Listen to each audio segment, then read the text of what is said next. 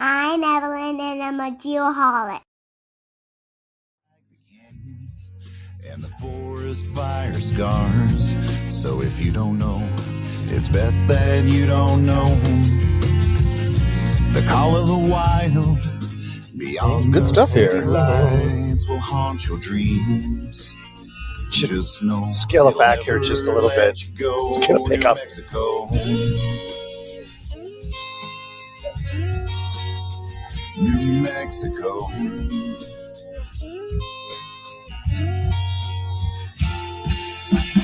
the ghost of Billy Bonnet finds your How about that transition? That's awesome. Pretty cool.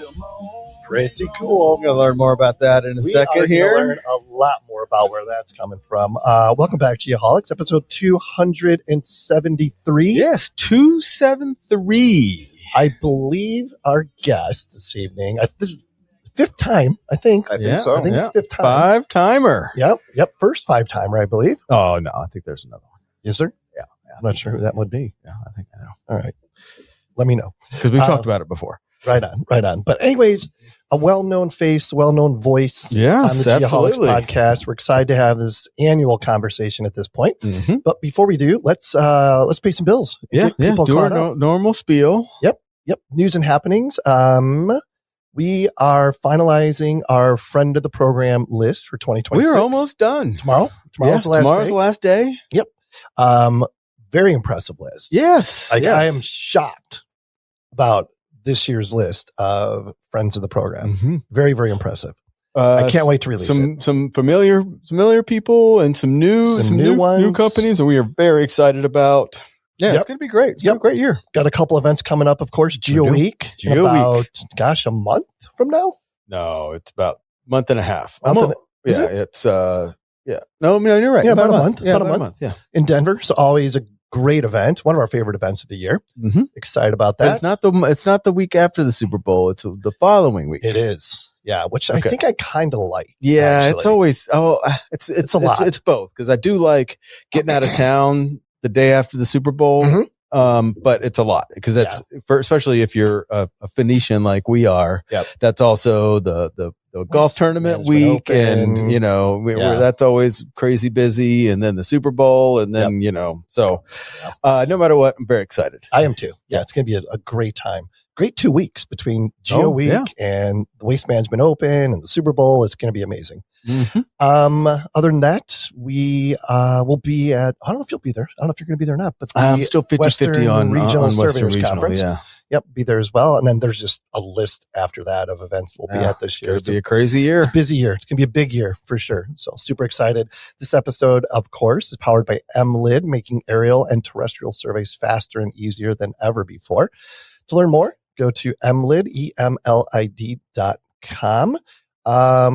What's new in your world, Mr. Sean? I always say the same dang thing all the time. Maybe we should stop asking. Yeah, I know. Maybe we need a new question. But a new question because it's always busy here, busy in life. But everything's going well. Nothing really new. We're kind of in the grind of the year, right? Mm-hmm. I mean, we are. The holidays are over. Can't talk about that anymore. Yep. There's no other days off. It is just put your head down and make a couple nickels. Grind away at the sawmill. Yeah, I don't know. Try to enjoy life a little bit. That's where we're at. I don't know if you felt it or not, but it seemed like this year the ramp up after the holidays was much faster. Oh yeah, like there wasn't like a gradual ramp up. Usually it's like by February you start going. No, it was we hit the ground running this year. That's a good sign. Yeah. That's a good sign. Yeah, I like to say the industries that you and I play in are really on the leading edge because we got to get the stuff that we do done first before you can start building and everything else. So if we're busy, it's a good sign for all of us, is what I usually say. Definitely. What about you? What's new with you? Still waiting on the grandkids? Still waiting on the grandkids. Yep. Okay. About 2 months away for the first one, 3 months for the second one. Super excited about that. What else? Oh, the Bears, Chicago Bears, my team. Oh, yeah. They're looking pretty good. That game last weekend. Holy crap. Yeah. You think you can that keep was doing insane. that? No. Do you think your blood pressure can handle watching any of those games? No, to all the above. Yeah. That's not sustainable for many reasons. But it is pretty exciting. I got to tell you, Caleb Williams, pretty exciting player to watch. That's for sure. Yeah. I mean, you can't deny the excitement. Yep. So big weekend, big game this weekend at home against the Rams. Weather is looking to be pretty chilly, like 15 degrees or something. It's got to be in your favor. Yep. Well, I saw a stat that Rams quarterback, what's his name? Matthew Stafford is like 1 in 9 or something if it's under 32 degrees. He's a California guy. Yeah. So I was happy about that matchup. We'll see what happens. Yeah, we'll see, and we'll see if he wears sleeves or not. Anything can happen. Yeah. But, real quick before I forget, you have to remind me. I am going to see our accountant, my dad, tomorrow. Make sure I don't leave here without his care package. I was thinking about that. Yeah, for sure. I'll take it with me. Right on. Perfect. At least somebody will get there. Somebody will get one of these miners set up. Make money. Start making some passive income. Might as well be your dad. Right. The last guy that needs it. Well, I don't know if his inheritance is going to come in like he is thinking. So, oh, well. All right. Our weekly updates brought to you, as always, by Topodot. The Topodot Users Conference is also coming up. It's the 10th anniversary. 10th anniversary. Yep. Join the Topodot community at Tuck 26 in Orlando, May 11th through 15th. Register before New Year's Day. Well, I guess that's old news. Early bird pricing. Actually, you know what? If you're still interested in early bird pricing, there may be a possibility. Email us at info@thegeoholics.com. We'll pass it along. Maybe we can still get you in there. Yep. I had a little nice conversation with Ted earlier this week. Oh, yeah. Awesome. Yeah, they got a lot of good guy. Very exciting stuff coming up this year. So they do. Oh my goodness. Big announcements coming up. That song. Which, I'm so excited. Again, one of my favorite guests of the year has this band, which I'm going to let you tell the listeners about. Yeah, that was a new group called High Lonesome Drifters. That song was called New Mexico. I believe they refer to themselves as HLD, as a progressive country and blues rock band. I made that up, but they can go with it. Band right here in Phoenix, Arizona. The band members are very own Brian Owens, Andrew Hughes, Dave Fogel, Robert Adams, and John Jacobson. I don't have all the stats on how many awards and accolades they have gotten because they have just formed, just hitting the road, and been in the studio cranking away at what you just heard. And I don't know where people can find out if they're interested, want to listen to more, Brian. Yeah. So we actually have an Instagram. You can follow us on High Lonesome Music. That's us. It'll show up under my name, but it's High Lonesome Music. That's our Instagram.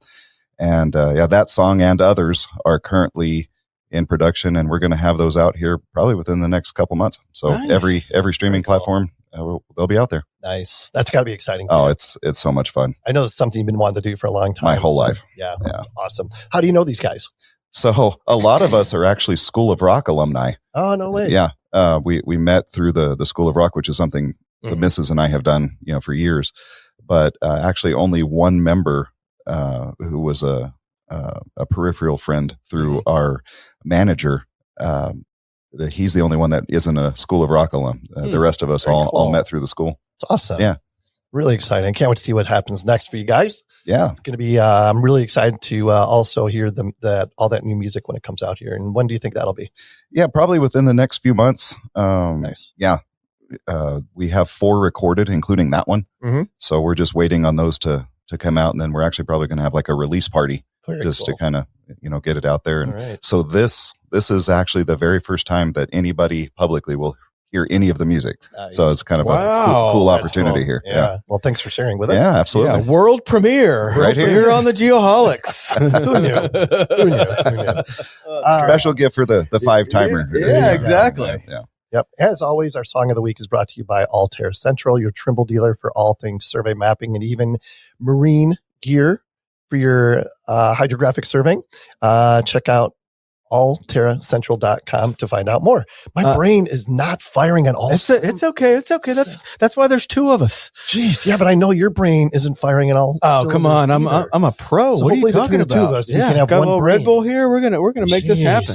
I do have to mention Altair Central. The last time we had him on the show, we introduced I forgot his name. Shoot. They are offering drones now as well. Oh, wow. We coincidentally crashed our drone last week. So reached out to those guys, and man, I mean, exactly, got a quote, got exactly what we need, worked through the pros and cons, got something reasonable as far as price wise. And I mean, man, just the same level of service you get on survey equipment, drone, same thing. Nice. Was it Scotty on the spot? It was, you reach out to Scott and he says, hey, this guy will help you, and they do it. And sure enough, there Bob's it shows your up. uncle. Exactly. All right. Let's move on to the NLC prep trivia portion of the show. Yeah, here we go. Timely with our guest and our topic, but here's our trivia question this week. Which approach is most likely to create a sustainable zero incident safety culture? I'm dying to know. Is it A, increasing the number of safety rules and disciplinary actions after incidents? After the keyword. After incidents. B, relying on lagging indicators and incident reports to drive safety improvements. Keyword lagging. C, changing how employees perceive risk, responsibility, and their connection to one another. Or D, separating safety from production so safety decisions are made independently. Interesting. Very interesting. In a situation like this, when I'm really not 100% sure what the answer is, I typically go with the longest sentence. Okay. Yeah, that's typically the way I approach these things. Okay. Whether or not that makes sense, I have no idea. Or in this case, since people aren't reading this, but the one that has the italicized word might be the one that has the most impact. Yes. Very good point. Very good point. All right. Pass your serving exams the very first time. Check out nlcprep.com. They offer targeted practice and expert guidance designed specifically for surveyors. Yeah. And check them out. Remember, submit your answer to that question. Yep. info@thegeoholics.com. Every week we grab all the ones that submitted with the right answers, random drawing, get your Amazon gift card right back to your email. Yep. Well worth your time. Well worth your 30 seconds. Yes. All right. Let's get our guests in here. Our guest this week is brought to you by David Evans and Associates. To find out more about the DEA difference, which I learned a lot about the last 3 days. Yes, you did. Visit DEAINC.com. We have Brian Owens with us. Already always mentioned. Good to have Brian here. Yep. Born in El Paso, Texas, raised in Silver City, New Mexico. He attended Western New Mexico University, Nashville State Tech, Central Texas College, and finished at Columbia Southern University, where he received a BS in Occupational Safety and Health. He's a songwriter. Already let that cat out of the bag. And an author in his free time. We'll talk about that more here in just a minute. He is, I don't know if your title's changed or not, but it was VP of Safety and Team Development for Buesing Corp, where he oversees all the safety programs, sits as the chair of the Continual Improvement Committee, and assists with complex HR compliance, personnel-related matters. Is that still accurate? That is all still true. All right. Passions are honor, people, family, music, of course, and words. Brian, welcome back to the Geoholics. Thanks, guys. Great to be here again. Yeah, we absolutely love having you on the show. What is new? What has transpired over the last year? Oof. So a lot of growth. Buesing has shaped up. Actually, another first I'm able to announce today. We are now an ESOP. So that is a brand new development there. So we're all very excited about that.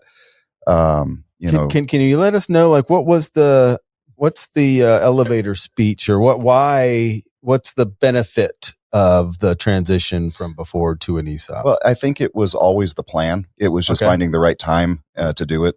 So over the last few years, some of the jobs that we've landed, the security, the talent that we've brought in, it was just time. We've got the right crew at the helm, and things are looking good. The future's bright.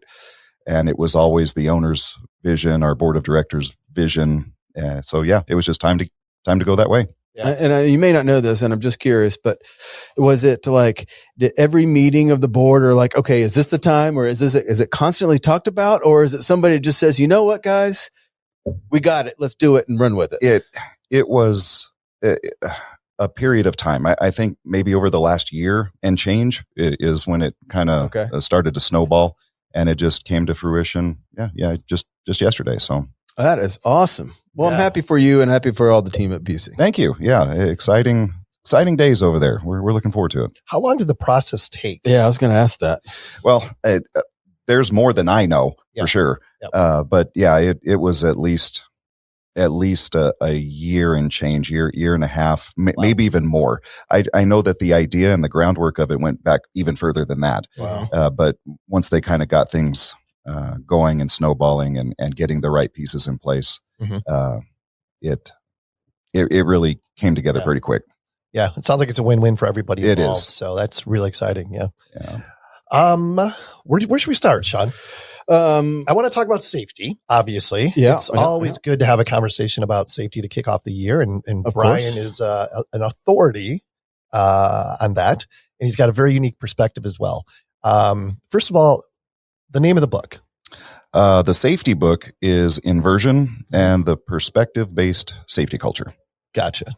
And the word inversion in this case, what is that referring to exactly as it pertains to safety? Yeah. So what it's really taking reference to is the old traditional safety pyramid, Heinrich's model. Heinrich, he was a safety engineer. I think it was for Travelers Insurance 100 years ago. Mm-hmm. And he developed this model that a lot of what current and modern safety is built on. It was just a suggestion that so many at-risk behaviors lead to the increased opportunity of smaller events, which then acts as the catalyst for larger events, eventually pointing to a catastrophe of some kind. So, this model of increasing severity of accidents is all based on his model. So the inversion takes its name from the model that I built, where I inverted his idea. When I was introduced to it early in my career, I didn't want to say that he got it wrong. I just didn't understand why it was being adopted as the whole thing. I was looking at it saying, yeah, that's all great, but what are you doing to prevent these things? Mm-hmm. What are you doing to be proactive instead of reactive? Yep. And so, not really knowing any better, I just built the opposite facing model, and no points for originality, but ended up calling it inversion. Yeah. And so it stuck, and here we are. Right. Yeah. And it's effective, and one of the things, we'll get into this a little bit more, but this is something like I use all the time. Like when you hire a new employee, you are inheriting all those habits. That's right. That employee is bringing with him, good, bad, or indifferent, so changing, that perspective is a huge challenge. Absolutely. Yeah. We've talked about it before, but people's behavior is their contribution to culture. Culture is really nothing more than all of our collective behavior, all assembled. So if we're talking about shifting culture or changing culture, improving culture, all you're really saying, you're pointing at is, I need your behavior to be different. Unless you find a way to actually get them off of that entire lifetime of behavior development and head in a different direction, you're just spinning your wheels. Yep. So that's what this model was designed to do, was create a formal approach to behavior realignment. Yep. So we mentioned, this is your fifth time on the show. Yeah. And we both were introduced to, the concepts that you're talking about, and you do a great job of orientating all of your staff. I mean, it's amazing. My question is, so it's been what, 5-7 years? How long have you been, I wouldn't say doing this, but right. On that inversion and presenting the idea of this concept. So the book was published in 2019, but it actually came out second. I was actually speaking on this idea and teaching this idea probably for 4 to 5 years before that. Okay. So we're and I guess I want to understand specifically, because so I don't want to say it's been the same thing, but have you noticed a shift, or those that you've introduced the concept to 7 years ago, is that still there today, or is it lost its luster? You know what I'm getting at here? Yeah. Or maybe it complacent. Is that starting to pop in? Complacency is natural, right? We we are masters of forming habits. Once we figure something out, we put it on the back burner. It just becomes something that we're not focused with. The beautiful thing about this idea is using perspective as a tool. You're constantly reinvigorating and challenging the way you're looking at things. So it never really completely falls away and becomes that back burner item. The second it seems like it's doing that, you bring in a different form of perspective. You tell a different story. You engage it a different way. If you're constantly changing perspective, it's it acts as this model for continual improvement. Yeah. And that's the idea. Yeah. Yeah. Well, safety, in that lens has to be part of the culture of the company. Absolutely. In order to have that perspective. Well, I've always seen safety and really anything in the organization as downstream of culture. Culture doesn't necessarily have to be good. There can be a terrible culture. Safety and the metrics of safety being downstream of culture will also be very telltale about that. So if you've got a very healthy culture, in theory, the byproduct of that is likewise a healthier safety culture or a safer organization. You can see it in profitability, in retention. Yep. All of those things are all downstream of the culture of the organization. Sure. Yeah. And when you're functioning, under, that model and, you bring on a new employee, at what point is this should be part of the onboarding process? Oh, yeah, right? absolutely. It has to be. Day one. In fact, literally today, Thursdays are our new hire orientation. This got rolled out to our brand new group of new hires this morning. So day one, this whole idea and introducing them to the idea of safety as a value. That is taught, like that. Taught day one. I like that. And a lot of the traditional safety programs rely on written rules and enforcement, enforced compliance, that type thing. Yeah. Why doesn't that work always or ever? well, going back to this idea of this behavior formula, and that's in the book when we've talked about it in the past. I've used the analogy that it really helps tell the story the best is an arrow mid-flight. The people show up to the organization, or all of us are simply arrows mid-flight. We've been launched on the trajectory we're on because of those past exposures, influences, and perceptions of life. That's what our behavior is. We're just an arrow mid-flight. Those rules and policies that you're talking about would be like standing idly by and telling the arrow as it goes by, you shouldn't do that. You need to do it differently. What you really should be doing is XYZ. What did you actually do to motivate or impact the path of that arrow, whether to affirm it or change it? You did nothing. What you have to look at when you're looking at trying to change somebody's behavior is you have to think what it would take to knock that arrow off its course. It's something as powerful as a gust of wind. And that's what perspective does. Yep. Yeah. So I got to ask, and I was going to wait for a little bit, but I've just, because I was thinking about it on the way over here. Yeah. And we talk about it with everybody, but we talk about technology and AI. What are you doing with all this crazy stuff in the world of safety? I'm sure there's an application, and what are you guys doing, along the technology realm to make everyone? Yeah. All of that stuff is tools, right? They're tools at your disposal. In the safety world, all of those things fall into what we call the hierarchy of controls. There is a hierarchy. Some are better than others. Elimination, substitution, engineering, administrative, and PPE. That's your hierarchy of controls. But all that is the means. It's what's giving you the tool to make the thing safer. I think it's fantastic to be able to use tools and new technology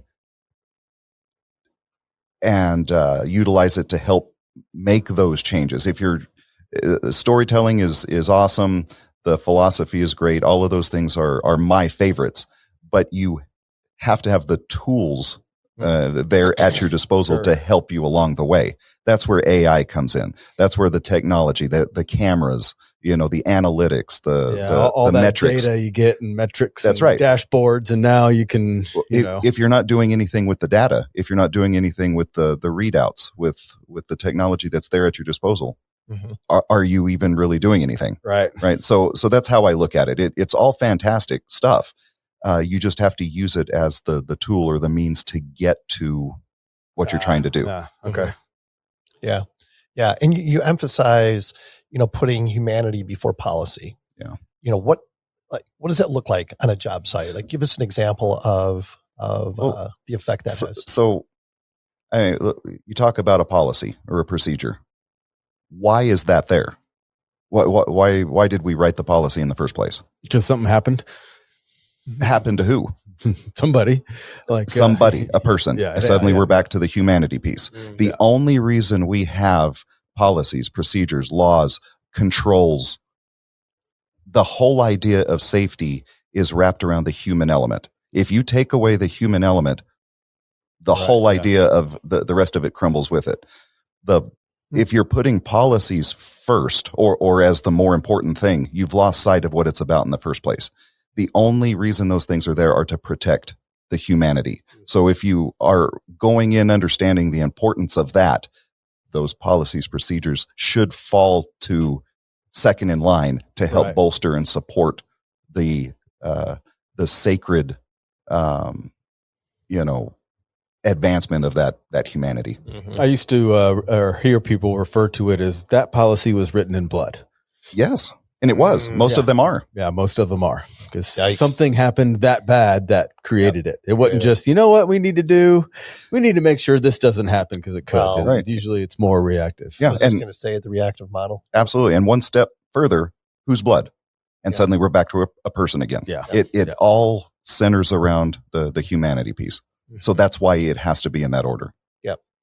So not only do you, do consulting for safety, but also leadership. I do. Right. And I like this question a lot because I think all of us have seen it firsthand. Many leaders say they value safety. Most do, right? But what's rewarded is speed and output, right? How do you flip the script on that? Well, a lot of times those things are learned as being opponents of one another, right? Production and safety. Yep. We have silos. Safety ends up being a necessary evil, and we are behind on, budget, on time constraints. Therefore, we have to reprioritize, our approach to safety. And historically, that has been the case. But the thing about leadership and the way it's balanced with safety is if you can lead somebody in such a way that they will come to the solution in the middle because they want to, you no longer have to push it to them because they have to. Yeah. You end up at the same place, right? Right. So that's how I teach our leadership is be an example of why they should be coming to it on their own, not pushing it because they have to. Some policy, some standard says they have to. Right. I think that's a downfall of a lot of leaders is they don't understand how important their role is. Talk about that a little bit. Yeah. Yeah. I'm a big fan of Simon Sinek. I don't know if you guys have seen any stuff. I'm a big fan. So I use some of his stuff in my consulting, but he tells a story about going down to buy a cup of coffee, and said he had way too much fun buying a cup of coffee. He said he tipped 100% on buying a cup of coffee because he had such a good interaction with this barista. And he said because of his nature and what he does in leadership consultation, he asked, "Seems to me like you like your job." And this guy responded saying, "I love my job." He said, "Oh, well, tell me about that. Why is that?" I said, "Because all of the managers here, not just mine, all of the managers, anytime they go by, they ask, am I doing okay? Is there anything I can do? Is there anything that you need in order to be more successful? And it really makes me lean into my role here. Coincidentally, I also work at a different coffee shop right across the street, double income, same job. Over there, I just keep my head down, try to get through the shift. They're always looking for you to mess up, try to, pick on you, find you doing something wrong so they can jump out and say, gotcha. Mm-hmm. Over there, I just try to get through the day. Simon went on to say, how interesting is it that our impression of this person changes, not because of him, but of his leadership and how he's invested in by his management team. Yep. That blew my mind. I loved that. Similarly, I don't know if you've gotten into any of the Navy SEAL material out there with Leif Babin and Jocko Willink. They've got some fantastic stuff. But there's a story in Extreme Leadership, Extreme Ownership, where they're talking about. I think it was Leaf's story, but he was talking about watching boat drills during Hell Week, and there was a team that was continually winning all the drills, and by effect, they got to take these coveted breaks, right, because they were winning. Contrarily, there was a group that was losing every time, and they weren't getting the breaks. They had to go back out again, and so morale was just tanked with this one team, and they called this leader over, the leader of that team, and basically said, what's going on, man? You're kind of not doing so hot here. And he basically pointed at the other team and said, must be nice. That guy's got all the quality, bodies on his team. And so they said, well, let's try an experiment. Let's just swap the leaders. So they gave him his wish. They gave him the team with the team that had been winning, and took the winning leader and put him on the losing team. Mm-hmm. The very next drill, the losing team won. All they did was swap out the leaders. So this idea of no bad teams, just bad leaders, trickles down into safety too. Yeah. I love that.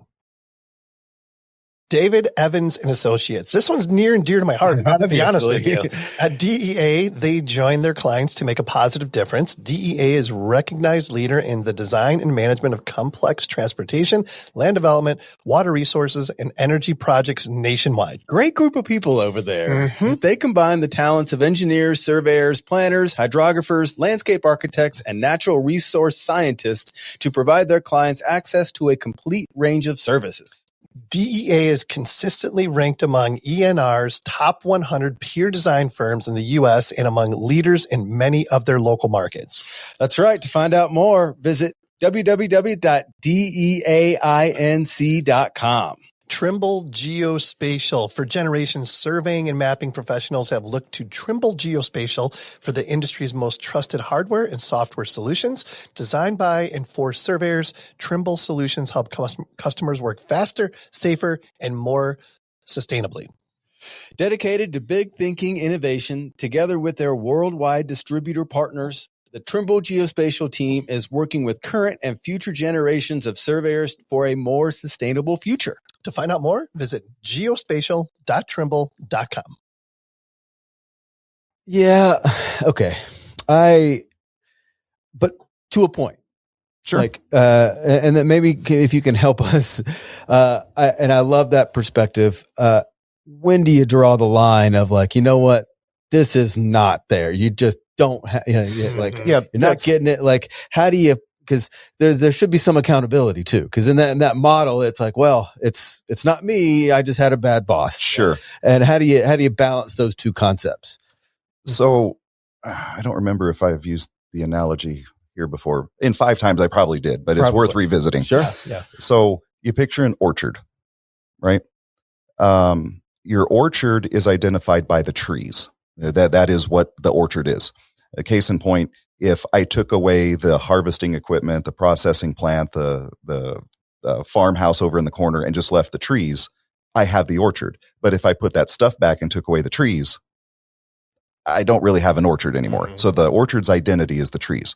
Similarly, in an organization with culture, an organization's identity is with its people, not necessarily the management, the the tools, the PPE, the stuff, right? The people are going to people with or without you. Right. They may not maximize their output. They may not do very well organically on their own, but they're going to do what they're going to do. This is where the management comes in. And so coming around to your point, are we first looking at why the tree isn't putting off fruit? Is it getting enough water? Yeah. Is it being overshadowed by the other trees around it? Does it have a bug on it? Do we just need to remove that limb and it's going to be okay? Or did we even plant the right tree in the right soil? Maybe it should be in that pasture instead of this one. Right. If you have done all of those proactive things and you're still getting double barrel middle fingers from the tree, it's no longer the farmer or the farm. It's a tree thing. Yeah. But if you go right into chopping down your trees in your orchard, you're not going to be a very good, producing orchard. Yeah. So yes, you're right. There is a point where you've exhausted everything you can. I'm a big fan of being long to coach, mentor, and develop, and quick to fire. Right. Mm-hmm. Yeah. I'm a fan of that. Yeah, I like that. And I like the way you put that. It's because eventually, okay, you do find, it does have a bug. Can't save it. And those bugs are going to start hopping on the other trees. It's possible. We got to check that out. But I always save that as the last resort. Right. Have I done my due diligence to take care of this tree? Right. Yeah. Yeah. Really interesting. So if you walked on a job site tomorrow, what are some early warning signs that, maybe one of the companies on that particular project, the safety culture isn't great, right? Like here, McKenna, my oldest daughter, sent me a picture the other day. She was driving, I don't know where she was, but she was driving. Here's this surveyor by himself, young guy, not even a safety vest on, out in the middle of the turn lane, getting a shot like on a water meter or something, right? Mm-hmm. Yeah. Nobody around him. Like McKenna's like, I felt so bad for this kid. He's sitting out there like a sitting duck, like, I mean, it's crazy. Like I don't understand what the mindset is to send somebody out and put them in that position. Well, there's always going to be that low hanging fruit stuff, the 101 level stuff that you're going to see that, okay, this is very indicative of, a company not really taking care of their employees and the culture is probably broken. The things that I would look for in a consulting capacity, and Sean, you used the word lagging earlier. Mm-hmm. That's what I would start looking for. A company that's really proud of their lagging indicators. They're pointing at these metrics that are after the fact as though, I'm doing okay. There's an analogy story I use in my training where I tell the story of two companies. Company A, 0 fatalities, the whole history of the company. They are, they have their obligatory 1 or 2 OSHA recordables a year, not completely out of sync with industry norms. They've been awarded by their insurance company, for doing well. They're recognized by their peers, but pretty good, solid company, on the surface. Company B, well, they have more than 200 injuries a year. They're currently open 5 open OSHA investigations. Bad turnover. Nobody wants to stay there. They can't get any coverage for their auto insurance, because of the number of accidents they have. And so I'll pose the question: which company would you rather work for? Company A. It would seem, right? Yes. However, on the next slide is I combine the metrics. This wasn't a tale of 2 companies. This was a tale of one company. All of those things I just said can exist simultaneously under one roof. What I did was I skewed the way I made you see it based on the lagging indicators. That's the slippery slope of being proud of your lagging indicators. What are you doing to actually have earned them? You can accidentally get those things too. Or if I only pay attention with opinion bias, I'm look at how well we're doing. Pay no attention to the man behind the curtain. Yeah, right. So that's what I start looking for. The signs of, we haven't hurt anybody bad enough. We have to report it to OSHA in so many days. And signs that say safety is my priority shift. Yeah. We've had 0 near misses last year. All of that. That's what I start looking for, because all of those things is what you are proclaiming. Yeah. That's what you're proud of. Yep. I'm leery of organizations that are adorning their walls and their their vehicles and stuff with all of that stuff. Sure. I'm really curious what you're doing proactively, instead of the lagging stuff. Yeah. What are some ways that you could make safety fun? Let's say, I know in the past, definitely want to talk about it again, like some creative ways to reward folks for doing the right thing. That's the beautiful thing about safety is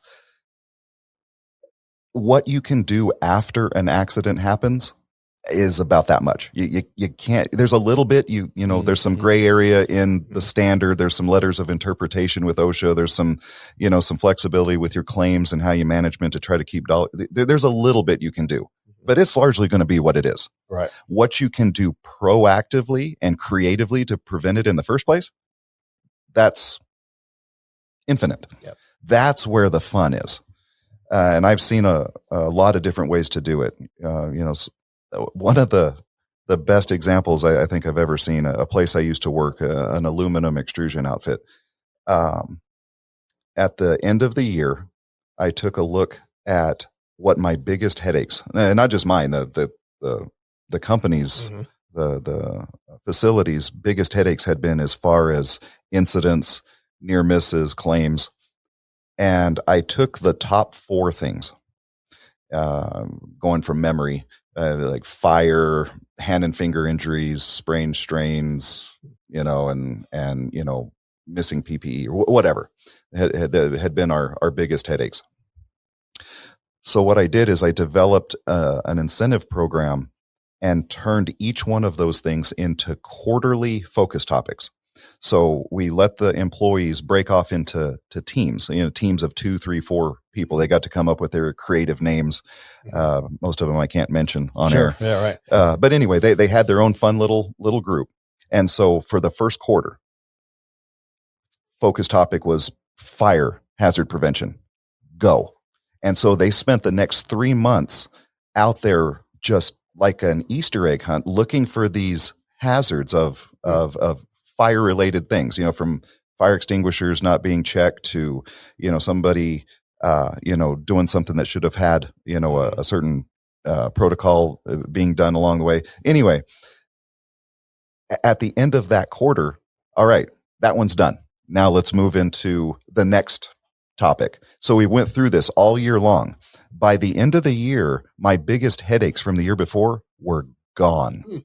All of them, because I had empowered the entire workforce to go out and find them for me. Yeah. And then my team and I simply got to go fix them along the way. Yeah. And then we did it again the next year. That was so much fun. They had a great time doing it, and we had some incentives at the end, for first, second, third place. Yeah. That's a really fun way to do it. Our Employee of the Month program that we have at Buesing is really fun. Our core value recognition sticker program is a lot of fun. There's so many ways. And again, there's no rules there. Yeah. You can find all these cool, creative ways to get people deputized to go out and be part of the solution. Yeah. Yeah. Well, our good friend, Ben Chinnaberry, his company, they have like these, like safety coins. Basically, I thought that was a really cool idea. Absolutely. Yeah. I think you talked about it one of the other times you were on, something about like a special hard hat or something. Yeah, that's part of our Employee of the Month. Yeah, Buesing's Best. Buesing's Best. Yep. That's right. Which again is just built on our core values, which is behavioral excellence, safety, and teamwork. So in a situation like that, use Buesing as an example. Like, what does the program look like? Like, do you have like a nomination period or something? Yeah. So it's basically a month. So we have a continual improvements committee, which we've talked about before. That committee receives nominations all month long from people for the field. Everybody's eligible, most everybody. Yep. And during our continual improvements committee meeting, we look at the write-ups, the nominations, and we all vote on who was the best, who led the pack. If an individual didn't win that particular month because somebody had, really knocked it out of the park, it's not that they missed their chance. They go into this pool of not yet winners. Okay. So of course, we're going to take the new nominees for the month on the next iteration, but we're also going to bring back those folks that didn't quite make it last time, and they are now re-eligible. So that's kind of how we get to the point of nominating that particular person. Yeah. Because even just the fact that they were even nominated is something to absolutely, by their peers. Yeah, huge. So I saw what you this question up here, and I'm going to ask it, and your answer is probably going to hit home because I'm guilty of probably exactly what you're going to say here. But what's the biggest mistake that well-intentioned safety professionals make when rolling out new programs? Failing to grasp the end user's perspective. They are rolling it out from their point of view, or again, some lagging indicator. We've had so many incidents. This claim dollar amount was too high. We have to write a new policy. That way we fix that. Yeah. They don't really think about the end user's point of view. And that's actually what I lead with. I am such a staunch opponent of the knee-jerk, reaction to things. I just don't like writing a policy to write a policy, making a rule change to change a rule. Even if firing people, just to fire people. Yeah. I just don't agree with any of that. If you're going to make a change that big, you should be thinking about, is it going to be easy? It should be. It should be easily digestible. It should be easy to manage. Otherwise, you're setting people up for failure. Yep. If I write a rule that is hard to do, and then I go out and enforce it, I just, created a bunch of violations out there before I even got out of the gate. It needs to be digestible. I need to be able to understand it. Can I take this policy change or this rule and go out and help you understand why we're doing it? It's kind of a classic top-down, boss tell type model that doesn't typically work, especially in a situation like that. Like those new policies, I'm sure you would want to get input from the folks that, And, a very recent example of that at Buesing was the rollout of the cameras in our fleet. Did you go front facing? Yeah. Does it tell you when you're not looking at the 360 facing? Yeah. So it was going to be a very jarring change. Yeah. So months ahead of time, I went in and had stand down meetings with the drivers. I listened to their concerns. I told them, look, I want to be transparent. This is coming. But I want to hear your concerns, and I want to share with you some of the reasons why we're doing this. One of the biggest reasons was, I told them, we aren't doing enough to protect you. I said, raise your hand if you have been the victim of another driver out there making you a target because you're in that nice, shiny corporate vehicle. Everybody's hand went up. I said, that's on us. And all you could see the body language change. Oh, okay. Well, I guess I never really thought about that. So this is going to help with that. Yeah. Here's another thing we're going to do. Circling back to incentives. We are going to turn this program into an opportunity for you to score big. And we did, and I don't mind sharing the dollar amount. We're kind of proud of it. The metrics on this safe driver program, our top driver or safest driver for the year is awarded $5,000. Wow. That's awesome. Yes. Second place is $1,000, and third place is $500. Okay. Now I know that sounds like a massive investment. Not really. $6,500. Compare that against a claim. Oh yeah, that's a fender bender. That is easily digestible. Oh yeah. So what we're doing is we're simply taking that money that we would have paid on a claim anyway and giving it to our best drivers. And that's one. Yeah. That is and we're back to inversion, inverting the way you're looking at things and rolling things out. So because we did it so tenderly, so underhandedly with the group, and really emphasized us wanting to partner with them with this really intrusive, very harsh, very, aggressive type of program. They love it now. Like they actually save videos for safety shares. Yeah. Look at what this Yahoo did today, right, and now it's a learning opportunity for the rest of the group. They're cheering each other on. It's really been very cool to see the way that went. That could have gone a completely different way. Oh, yeah. And I know there are companies that probably have had completely different situations. Yeah, you're just, this is Big Brother. You just want to watch me while I'm, right. And are you getting any good response or change in behavior from? Because one of the things I know it can do is it'll tell you if, hey, knucklehead, you're on your phone. Put your phone down. Like it'll. And what some of the people I've talked to have said, yeah, like I didn't even realize I was doing some of this stuff. Yeah, it does. It alerts you on all of those things. And again, we've got a very coaching and mentoring based program with that. Out of all of those alerts, there are going to be alerts that are triggered that don't really matter. I've got, so-and-so ran a stop sign 15 times. So we go look at the video. It is an open field in a new subdivision that's being built, and there's absolutely no, it's just that's not what we're looking for. Right. So-and-so's had, 20 hard accelerations. Go check it out. Well, yeah, he's down in the bottom of a pit and he's accelerating to get up the hill. Yeah. So we go through and we screen all those things and take all of those out. So what is left is the stuff that, you probably shouldn't be doing that. Right. And then we let their supervisors know, here's your the alert triggers for the week. Go ahead and go coach your team. And week by week, you just see these numbers fall. Yeah. And they don't want them, right? Because that's hurting their chances of. Oh, sure. Yeah. Well, you also don't want to deal with any of that. You don't want to deal with having to come and tell you about it or anything. It's just a pain in the butt to begin with. Yeah. So, and it's just the one other comment I'll make on that is, I've been driving a lot in a lot more traffic than I'm used to because I moved and it's just a kind of a different traffic deal.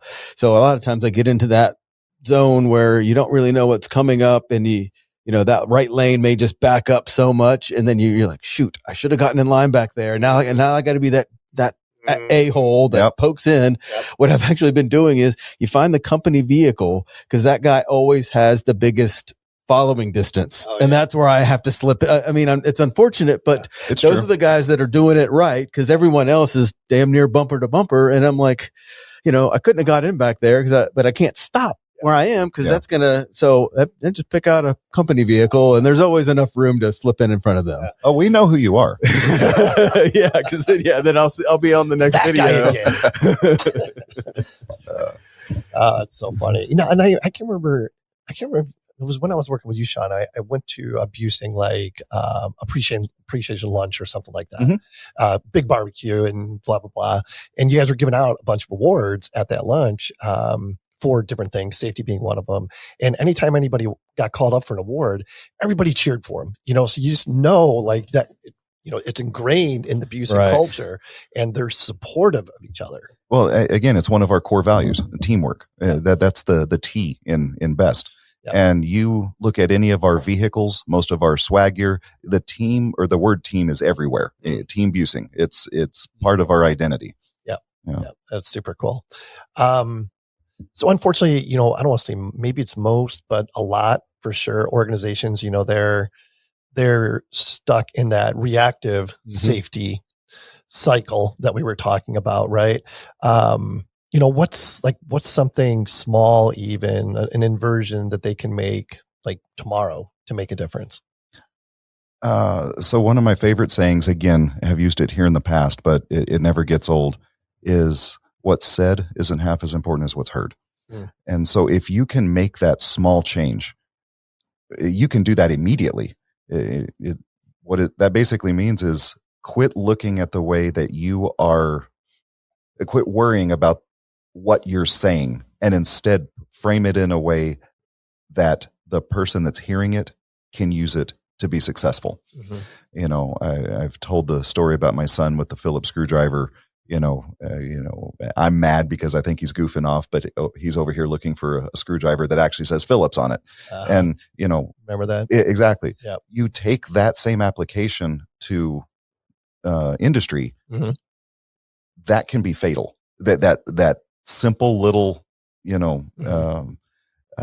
and it's not even a miscommunication. It's just the way you framed the comment and the set of instructions. So something that leaders and organizations in mass can do right now is just change the way that they're framing their communication and be more focused on what the end user, the receiver of the information, is actually hearing. That's the more important thing. Yeah. Esri. Esri is the global market leader in geographic information system software, location intelligence, and mapping. Yeah, they take a geographic approach to problem solving brought to life by modern enterprise-grade GIS technology.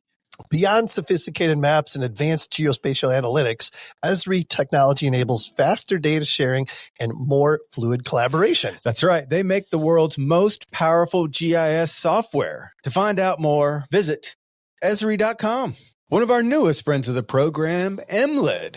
MLID is a company specializing in high-precision RTK GNSS receivers and software solutions for various industries, including, of course, land surveying, construction, and drone mapping. As our weekly episode sponsor, their product lineup features the Reach RS3, a survey-grade receiver with IMU tilt compensation. That's a big deal.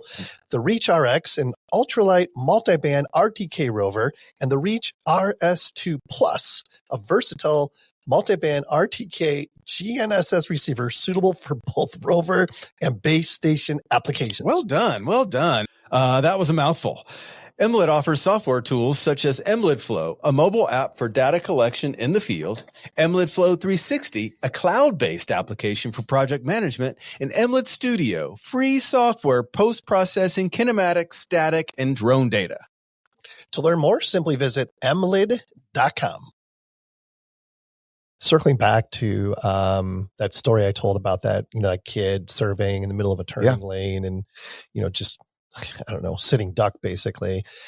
And he's uncomfortable doing that, right? Like what's something a person in that position can do or say to maybe their supervisor that isn't going to get him fired? Right? Well, you're already protected under the OSH Act for being discriminated against for bringing up safety concerns. So it's already against the law. In fact, that's something that we go over right away at the beginning in orientation. I let them know there's a bunch of things out there that protect you, but I want to draw your attention to a couple here in particular. One of them is, and I tell them, this is going to be the stupidest thing that I say all day long. You don't need my permission to be safe. I want you to be selfish with your safety. If you are being aggressively selfish at protecting yourself, the result of that is I'm not getting a call that you got hurt, right? You actually stood up. You might see something that I didn't know about. Sure. And that one thing that might be happening across the whole organization. That might trigger a campaign to go square that thing away. But if you empower your entire workforce to speak up for themselves, own their own safety, and watch out for one another, I don't have to be out there as though I'm in charge of it. And that's one of the biggest misconceptions is that safety as a department or a person is actually in charge of safety. We're not. There's no way we can be out there protecting everybody. In fact, on our employees' hard hats, we even slap a sticker that says, I am authorized to shut down any job and to stop any unsafe act. Right. Every single person is empowered. So that situation, at least in an environment that I would be involved in, they would have the utmost authority to call that out and say, I need to look at this differently. I don't have the right gear. This doesn't look like it did on the map. I thought I was going to be, this road wasn't even here. And now that I'm looking at this, I got to go back to the drawing board. And then when he shows back up at the office a half hour later and the boss is like, I thought you were out doing the thing. Yep. Yeah, here, take a look at this. Oh man, my bad. That map is a couple months old. Let's rethink this. Maybe we can come in from the other side. Well, that's how it should go. That's how it should go. Yeah. How does he deal with it when it's, well, I had to go out there and dodge traffic. It's part of learning the job. Right. Those bad habits. And so now we're back to the culture thing. Yeah. Right. So that's already a broken culture in the organization. So what does that employee have at their disposal? Well, I mean, I hate to say it, but they've got legal protection. They've got the OSH Act behind them. They've got the the whistleblower rights. They really have the ultimate trump card when it comes to their own safety. It shouldn't ever have to be played. Yeah, it shouldn't. It shouldn't. But that's why it's there. Mm-hmm. Yeah. I'm glad you mentioned that. I don't know that a lot of people know that. Yeah, understand that. So. That is a thing. But again, employers, leaders shouldn't be cringing at hearing that. If you're cringing hearing that, you're the problem. You're the problem. Yeah. That should be the furthest thing from your worry. You should be encouraging those employees to bring up things that they're finding that are unsafe, or I think there might be a better way to do this. You know what, man? You're right. Good job. Good find. Yeah. That's how it should be. Yeah. And like I said, if that's not the case, go look in the mirror. Mm-hmm. What percentage of accidents would you say are preventable? Because there's a percentage that just are freakish, right? Well, there's some. And are all accidents 100% preventable? I don't know that that's true. No. Well, I'm not. I mean, I'm not an expert. 95% of them. I don't know. I have no idea. So we don't have enough time to dig into the philosophy behind that, because there are so many things that come into it, right? Yeah. I don't know if I've talked about the lessons that I learned on the Titanic when I was in college. Yeah. But I remember. I found more than 30 contributors before I had to give up and write my report. If I'd probably still be finding them. Yeah. There are all these things that contribute to what eventually happens. That's just the last domino that falls. Mm-hmm. So what can you do ahead of time to prevent that? That is also kind of infinite. Mm-hmm. How many things did you stop from happening by that one action? I don't know. Yeah. How many things had to happen for the one thing to happen? Again, I don't know. Mm-hmm. It's probably impossible. It's definitely a percentage. There's, I don't know that I can actually do that. But do you guys, when you collect data, do you categorize incidents as preventable or non-preventable? Not really. I look at all of them because I never have, and I've been in safety. This is my 19th year. Yeah. I've never investigated any incident. And guys, we're talking mining, oil and gas, pipeline, aluminum extrusion, construction, even being in the insurance realm and having clients that I'm consulting for, and even as an outside consultant now, I've never investigated one incident where I shrugged and said, yeah, don't know. I think that thing was just going to happen. Not one. There's always been at least a very small handful of things that could have been done differently that would have prevented that thing. Sure. So, well, let me ask it a slightly different way. Sure. What about the employee, what they could have done? Because I'm guessing some of those incidents come back and say, well, clearly the employer didn't inform him of this, or they didn't have their, put him in how many is it where the employee can say, I couldn't have done anything else? Yeah. So the employee finds themselves in a place where they're saying, I can't have done anything else. Right. Yeah. I'm sure that happens a lot. Of course it does. Yeah. Is it the truth? Probably not. Because now we're taking a look at the next step, which was because you only know what you know until you know. Right. Yeah. So now we're taking the next step and going back to why didn't they know? Was it a missed opportunity with training? Was the communication given in blanket form? And half of them got it because they've been working here for 20 years and they didn't need to hear it because they know what to do. And, this guy 2 weeks on the job now hears the same thing and goes, well, I think I understood what he meant. I guess I'll go do this thing. Right. And then what comes out in that investigation? We told you what to do. Yes. So why did you go do that thing? Well, that's what I thought you meant. Oh, well, you're the idiot here. And now I'm back to the Phillips screwdriver thing. Yeah, right. So that's kind of where these investigations come from. I always say when I'm doing the investigations is you have to be able to answer 3 questions. How would they know? Who would have told them? And what does that look like? If I can't answer those 3 questions definitively, I'm done. The rest is just details now. Right. We dropped the ball. Right.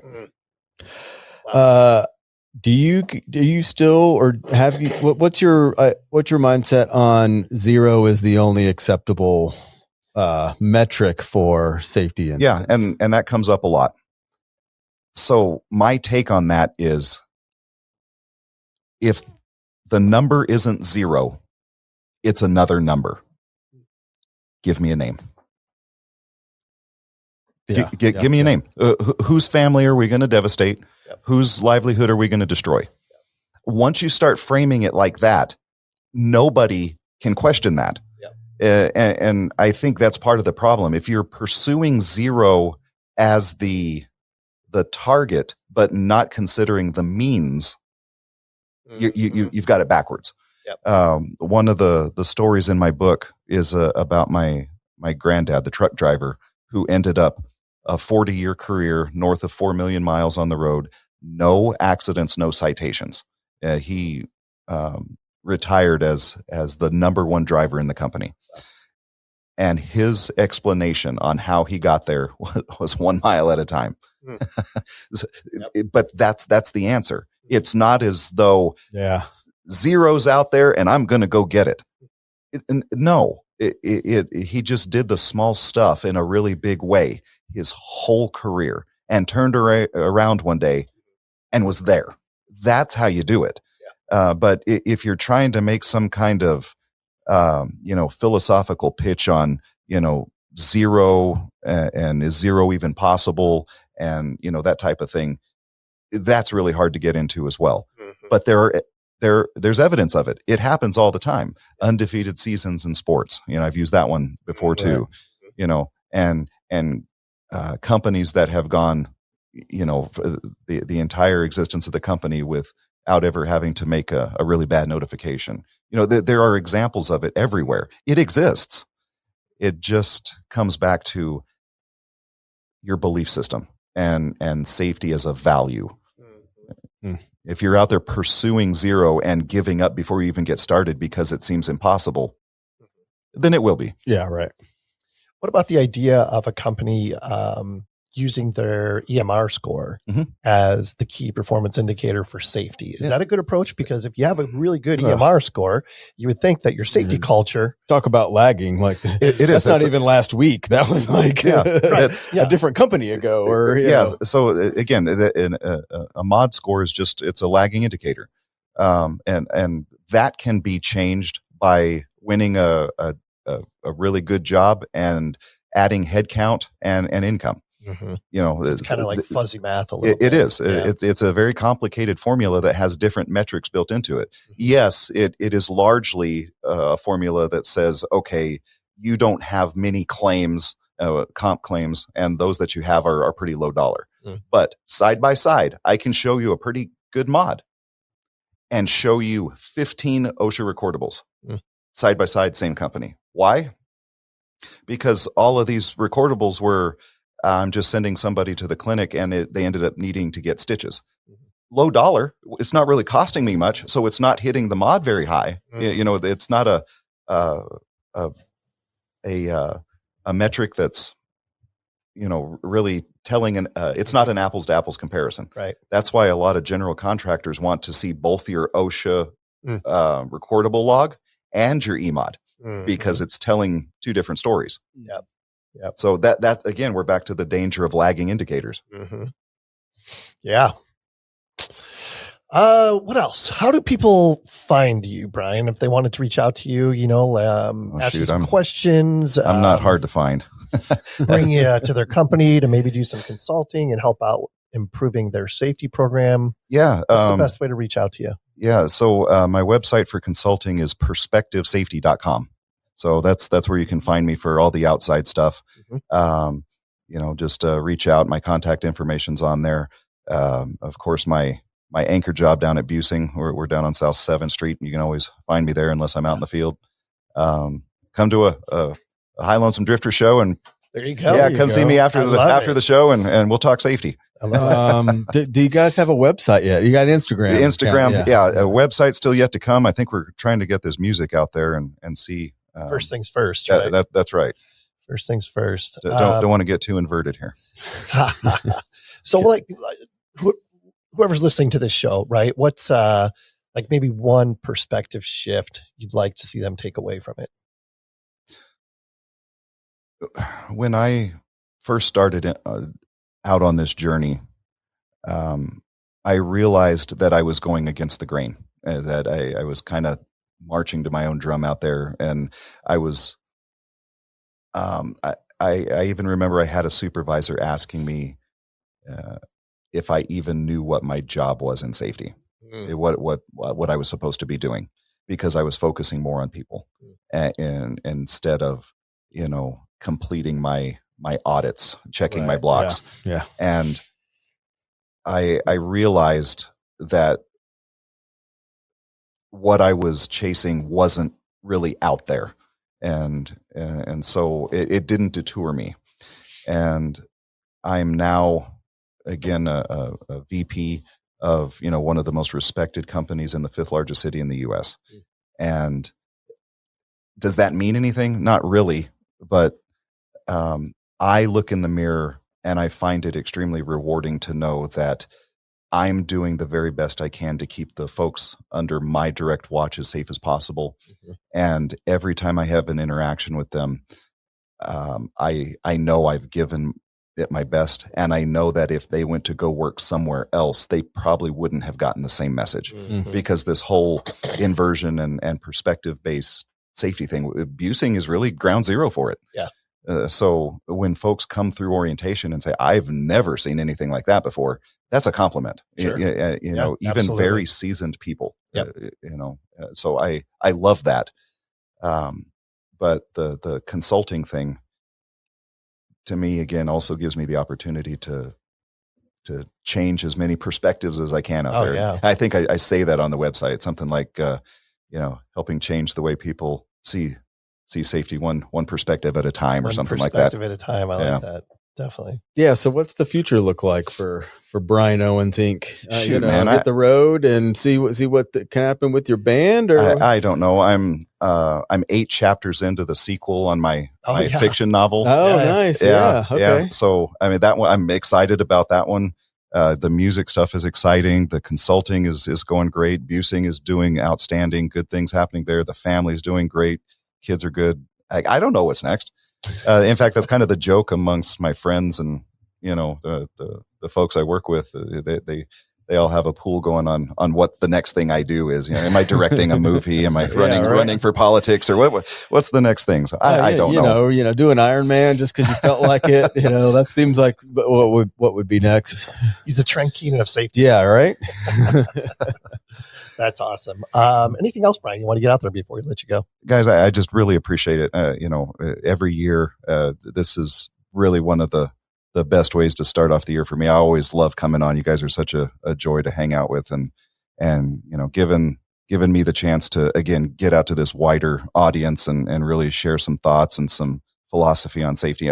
Who gets that opportunity? Yeah. People in my role, that just doesn't happen. So thank you. It's great to see you again. And this is always a pleasure. Yep. Appreciate the kind words, and safety is something we talk about a lot on the show. So absolutely. It's kind of like the perfect partnership, kind of like peanut butter and jelly. Yeah. I'd say so. Yeah. I like it. Something like that. All right. Well, we got one last question. You know as well as I do what it is. Do you have a mantra that you live by? I've got one from the last year. Yeah. You've had a whole year to think about this. So when I was a kid, I would always ask my grandpa, how you doing? And he always said, still kicking. And so I've adopted that. When people ask how are things going, how you doing? I'm still kicking. And now as I've gotten older, I think I know what he meant by that. And that's becoming more and more of a thing that makes me smile. Again, it's a fond memory of him, but now I'm connecting with what he was meaning. So I'm going to keep kicking and just keep kicking as high as I can. Love it. Yeah, absolutely. What else, Sean? Anything else? No, man. I agree with Brian. Like this is like one of my favorite episodes of the year, just because I love talking about perspective and just kind of flipping it around a little bit, especially when you go into, I know it's just a calendar, it makes no difference, but it seems like you have an opportunity to change something at the beginning of the year. Yeah. And I think Brian and how he describes it is kind of gives you the meat behind that. So I always love it. So yep. Changing people's lives. Yeah, that's right. Yep. One episode at a time. 1 mile at a time. 1 mile at a time. I love it. All right. Well, you got an early flight tomorrow. I do. So we're going to have to let you go. Yeah. Let's get out of here. Yeah, let's get out of here. Adding value, making friends. Check that box. Check the box for sure. If anyone would like to be a guest on a future show, shoot us an email at info@thegeoholics.com. I think we're booking into the middle of February, end of February. Yeah, I think we're on the other side of Geo Week. Yep. So give us a shout if you want to come on the show. Huge thanks to our featured partners, Emlid, Topodot, Altera Central, Hexagon, NLC Prep, David Evans and Associates, and of course our good friends at Diamondback Land Surveying. DK. Couldn't do any of it. He's going to be here. He's going to be in the Rock and Roll Marathon. Of course he is. Yes. We have to try to catch up with him. Yeah. HLD, New Mexico. Yeah. You can't find it now. Here's the only place, but stay tuned. Soon to be available everywhere. Until next time, everyone, be safe and healthy. Love it. New Mexico.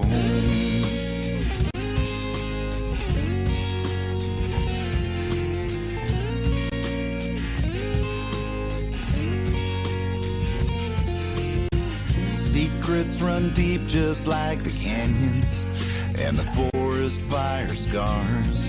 So if you don't know, it's best that you don't know. The call of the wild